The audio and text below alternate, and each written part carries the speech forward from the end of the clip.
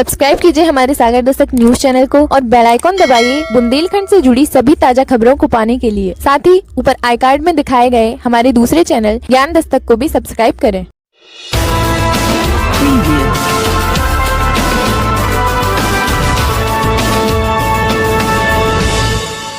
नमस्कार साथियों, सागर Dastak news channel पर हम आज बात करते हैं एक बाल विदुषी लगभग 8 वर्ष की उम्र में वो कथा कर रही है उत्तर प्रदेश के ललितपुर जिले में।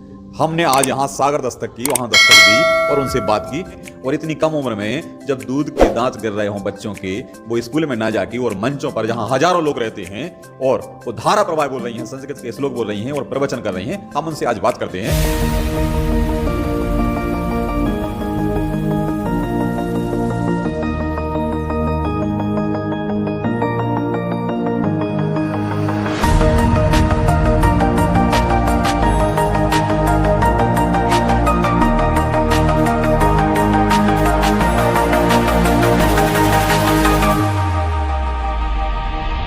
देविका जी, आप क्या नाम लिखती हैं? देविका जी लिखती हैं, कुछ और है घर का नाम? घर का नाम तो हमारा श्यामा जी है। और अभी ये चंदू जी आए थे तो उन्होंने हमारा नाम रख दिया था देविका दीक्षित श्यामाजू। माइक में देविका दीक्षित श्यामाजू ही बोला था, कह रहे थे देविका दीक्षित श्यामाजू बहुत अच्छा लगेगा नाम, तो उन्होंने देविका दीक्षित श्यामाजू रख दिया था। तो घर में हमें श्यामा जी बोलते हैं और कथाओं में देविका दीक्षित ही। इतने धीरे से आप प्रवचन करती हैं और आवाज तेज में बोलती हैं जब मंच पे बोलती हैं, तो या मीडिया के सामने इतना आप धीरे बोल रही हैं, क्या है? नहीं, माइक की आवाज तेज रहती है तो इसलिए तेज हो जाता है। तो देविका जी, श्यामा जी, आपको कहाँ से प्रेरणा मिली कि हमें ये कथाएं करना है, स्कूल नहीं जाना है? सब भगवान की कृपा है। और हम वृंदावन जाते थे, भगवान के दर्शन होते थे और भगवान के दर्शन करते थे। जब बिहारी जी के दर्शन करने जाते थे तो भगवान मुस्कुराते थे, आंखें चलाते थे। तो अपने आप कथा अपने आप आने लगी तो कथा करने लगे। यही है सब भगवान की कृपा है। जो बच्चे शैतानी करते हैं, पर क्या शैतानी का कभी मन नहीं हुआ कि हम भी शैतानी करें, बच्चों के साथ खेलें कूदें? कोई बाल खेल रहा है, कोई कुछ खेल रहा है, खेल कूद होते बच्चों के, उसमें मन नहीं लगा आपका? ज़्यादा नहीं होता है, थोड़ी थोड़ी तो खेल लेते हैं पर ज़्यादा नहीं खेलते, ज़्यादा मन नहीं लगता है। उसमें मन नहीं लगा आपका? आपका तो कथाओं में मन लग रहा है। कान्हा जी से प्रेरणा मिली आपको? हाँ। माँ के बिहारी सरकार से? हाँ। तो यही कथा ही करना है आपको? पढ़ाई से अब कोई मोह नहीं रहा आपको? स्कूल अब नहीं जाना? पढ़ाई भी करेंगे हम, पर बाद में करेंगे। समय कब मिलेगा? आप तो अब धीरे धीरे बढ़ रही हैं, आप तो पूरे ये समझ लो कि दूसरे प्रांतों में, यूपी में, आपका मध्य प्रदेश में, राजस्थान में, आप सभी जगह कथाएं कर रही हैं। कहाँ समय मिलेगा आपको पढ़ाई का? अभी देखेंगे, बाद में पढ़ाई करेंगे, अभी नहीं करना है। अभी नहीं करना। अब आगे क्या क्या प्रेरणा मिल रही है आपके कान्हा जी से? कुछ अभी सपने में दिख रहे हैं कि ये करना है आपको? क्योंकि आपको तो वही बता रहे कि वो नैन चलाते दिख रहे थे, कभी मुंह चलाते दिख रहे थे। तो अब क्या सपने भी आ रहे हैं उसी के? सपने तो हमें आते नहीं है ज़्यादा, पर सब भगवान की कृपा है। अब जब तक भगवान कहेंगे तब तक होगी कथा। अब आपको सपने आएंगे कैसे? आप तो रात में भी कथाएं कर रही हो। जब तो सपने आएंगे, जब सोते ही नहीं हो तो कैसे सपने आएंगे? यही बात है। हाँ जी, सब भगवान की कृपा है। जब तक भगवान चाहेंगे तब तक कथा होगी, नहीं चाहेंगे तो नहीं होगी। तो हमें ये लग रहा है कि आप तो जागते हुए सपने देख रही हैं। हाँ जी। हाँ जी, यही बात है। आपके पिताजी ने, मम्मी ने कभी मना नहीं किया कि क्या कर रही हो, कुछ पढ़ाई वढ़ाई कर लो, नौकरी वोकरी ढूंढ लेना, ये प्रवचन कर रही हो, इससे क्या है, ये तो संत बन गई आप, फिर गृहस्थ जीवन से आपका मोह छूट रहा है? कहा कभी परिवार के लोग? नहीं, ज़्यादा तो नहीं कहा। हमारा मन बहुत ज़्यादा करता है कि जैसे हम कथा में बैठ जाते हैं तो अपने आप एनर्जी आ जाती है, अपने आप कथा बोलने लग जाते हैं। सब भगवान की कृपा है। और कोई वैसे परिवार के लोग कुछ नहीं कहते हैं। रिश्तेदार कहते होंगे कि क्या कर लिया? आपके पापा मम्मी से कहते होंगे, पिताजी से कहते होंगे, आपके भैया से कहते होंगे कि यार इस बच्ची को, आप देविका को कहाँ लगा दिया आपने, इसको पढ़ने दो, कुछ करेगी, ये कथाएं प्रवचन करती है, ऐसा कहते होंगे। पर आपको पता चलता होगा कि हमारी मम्मी को, पापा को ये लोग मना कर रहे हैं? ना, नहीं, हम नहीं। कोई नहीं करता मना? गुस्सा आती है मंच पे बैठती हो, कोई बच्चे शैतानी कर रहे हो, कोई और आता गुस्सा? ऐसी बात नहीं है, नहीं आती है गुस्सा। नहीं आती है गुस्सा। कभी गुस्सा आई नहीं? कभी नहीं? एक आध बार आई होगी कभी?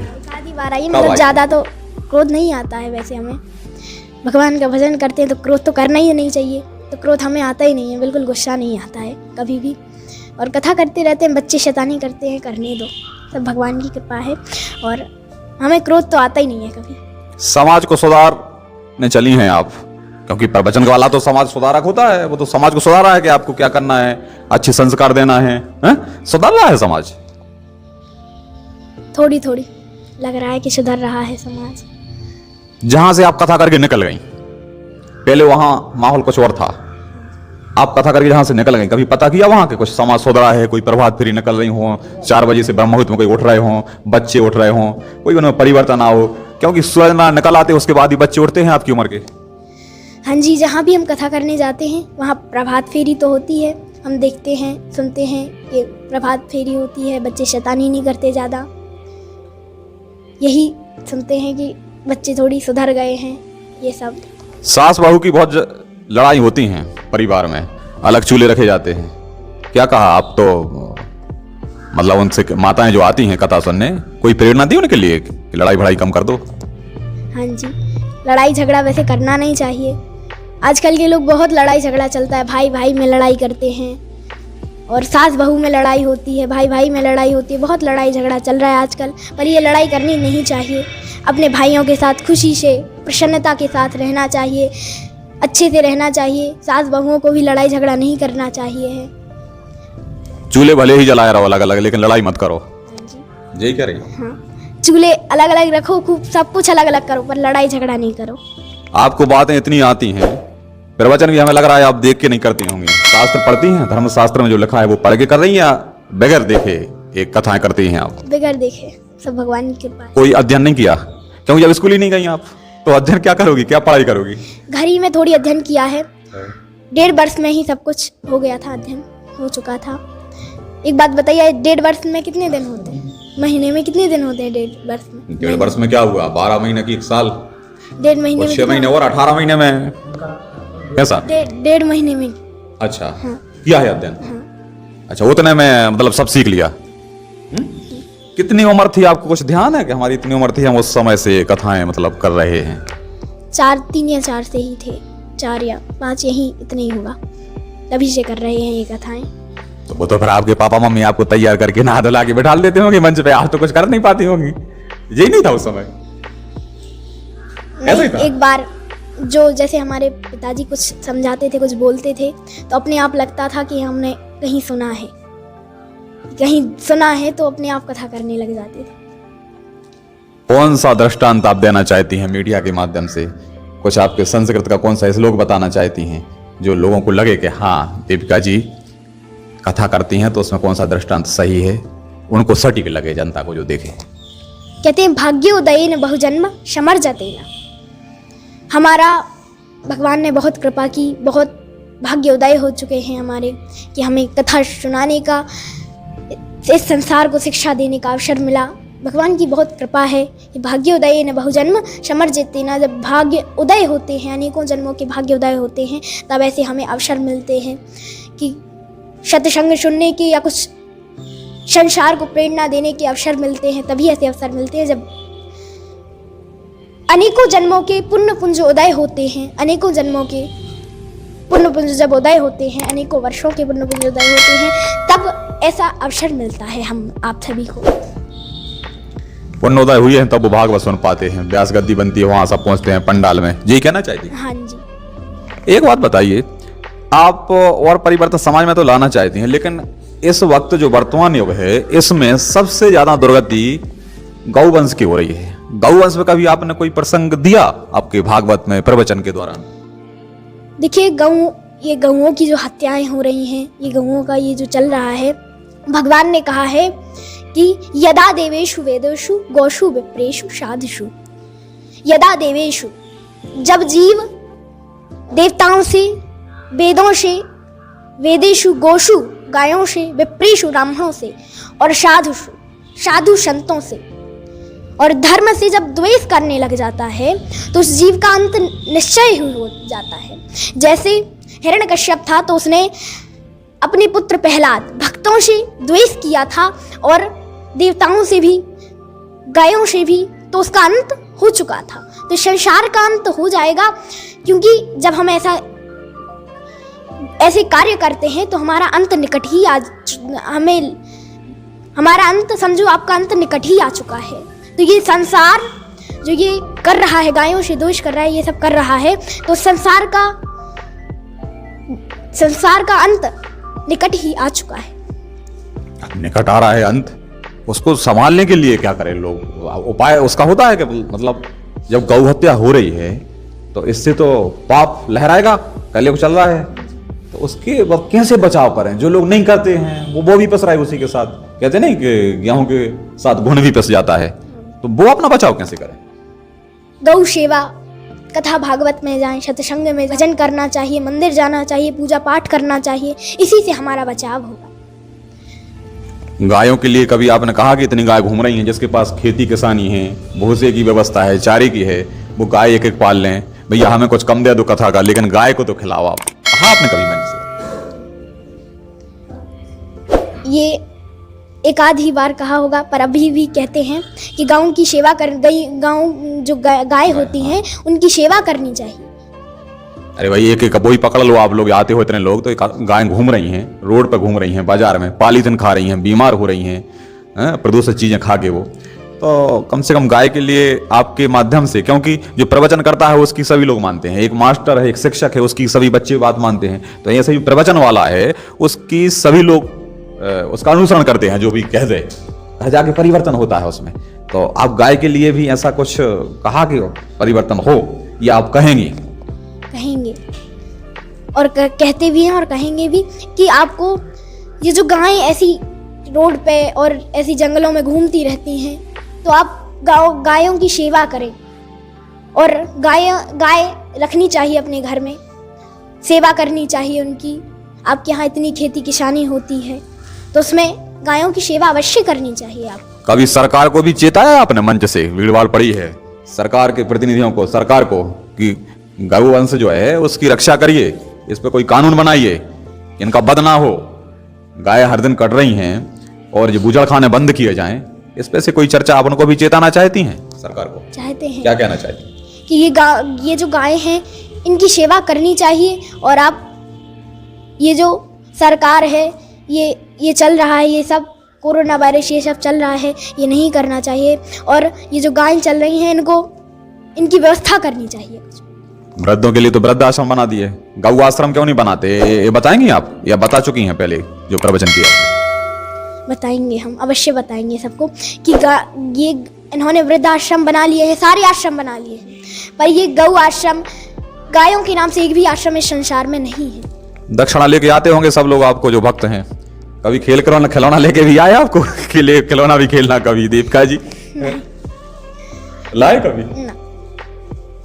एक आध बार तो लाए होंगे, कभी खेल भी लिया करे। एक बार यहाँ नौगांव सुना है आपने? वहाँ पर हाँ, हमारी जितनी एक कन्या थी वो लेके आई थी, एक गुड़िया, एक डॉल लेके आई थी, तो उससे खेलते थे। हाँ, कभी मन तो होता होगा कि चलो खेल लेने के साथ खेल खिलौना लाओ तो हम चलो खेलेंगे भी, होता है ऐसा?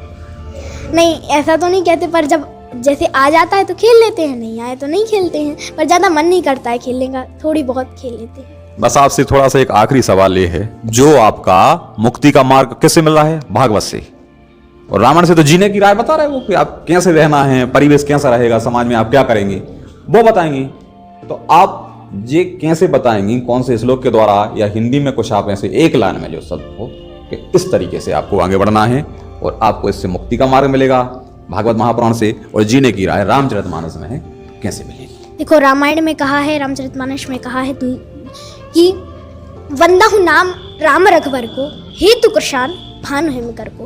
वंदहु नाम राम रघुवर को, हेतु कृशान भानु हिमकर को। ये जो भगवान का नाम है, वंदहु नाम राम रघुवर को, भगवान का नाम है, ये काय का हेतु है, क्या करता है, काय का कारक है। तो हेतु कृशान, कृशानु माने होती है अग्नि। अग्नि क्या कार्य करती है? यही करती है कि उसमें कुछ भी डालो जल करके भस्म हो जाता है।